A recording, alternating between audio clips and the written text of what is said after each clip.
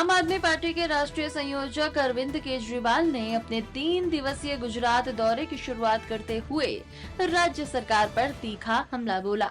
उन्होंने कहा कि गुजरात की स्थिति दिन प्रतिदिन बिगड़ रही है और हाल ही में कैबिनेट में किए गए बदलाव से स्पष्ट है कि भाजपा अपनी सरकार संभाल नहीं पा रही।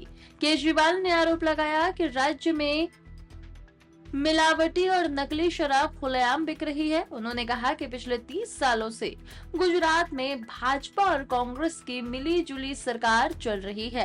केजरीवाल ने बताया कि वो अपने दौरे के दौरान जनता और पार्टी कार्यकर्ताओं से मुलाकात करेंगे।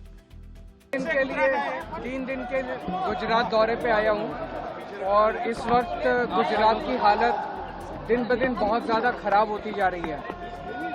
कुछ दिन पहले इन्होंने अपना पूरा मंत्रिमंडल बदला था, तो ये खुद भी मानते हैं कि इनसे गुजरात संभल नहीं रहा है। इन्होंने खुद माना कि इनके सारे मंत्री गलत थे, करप्ट थे, बेकार थे, इस वजह से इन्हें पूरा मंत्रिमंडल बदलना पड़ा। किसान अपने हक के लिए लड़ाई लड़ रहे थे, उन किसानों के बच्चों को इन्होंने कई दिनों से जेल में डाला हुआ है। हम उनके साथ खड़े हैं। उनमें से कुछ किसानों के बच्चों की बेल हो गई है, बाकियों की अभी नहीं हुई है। उनके सबके परिवारों से भी मिलेंगे। एक तरफ चारों तरफ नकली शराब बिक रही है, नकली शराब की वजह से युवा मर रहे हैं। नशा बहुत ज़्यादा बढ़ गया है गुजरात के अंदर, उस पर कुछ नहीं करती सरकार, किसानों के बच्चों को जेल में डालती है। ये गलत बात है।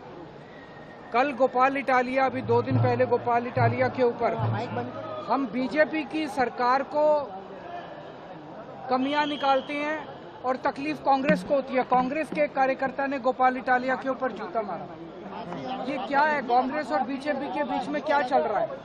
30 साल से गुजरात के अंदर बीजेपी और कांग्रेस के गठबंधन की सरकार चल रही है। अब लोग तंग आ गए हैं और उसी वजह से मैं अब 3 दिन जो है लोगों से मिलूंगा, कार्यकर्ताओं से। केजरीवाल जी, आपने ड्रग्स और दारू की बात की। कांग्रेस के एमएलए विधायक जिग्नेश मेवानी, उन्होंने भी ये मुद्दा उठाया है, तो आप समर्थन करते हो? जो भी गुजरात के हक की बात करता है, गुजरात के अंदर नशा बहुत ज़्यादा बढ़ गया है और एक ये भी कहा जा रहा है मुंड्रा पोर्ट जो है वो एक तरह से पूरे देश के लिए ड्रग्स का एक तरह से वो बन गया, रूट बन गया है। तो उसमें काफ़ी सारी मात्रा में ड्रग्स जो है वो गुजरात में रह जाती है, बाकी पूरे देश में जाती है। तो ड्रग्स बढ़ रही हैं, नशा बढ़ रहा है, युवा बेरोजगार है, उसको नौकरी नहीं मिल रही है, युवाओं का भविष्य जो है वो अंधकार में होता जा रहा है। तो इस वक्त इसका एक ही समाधान है।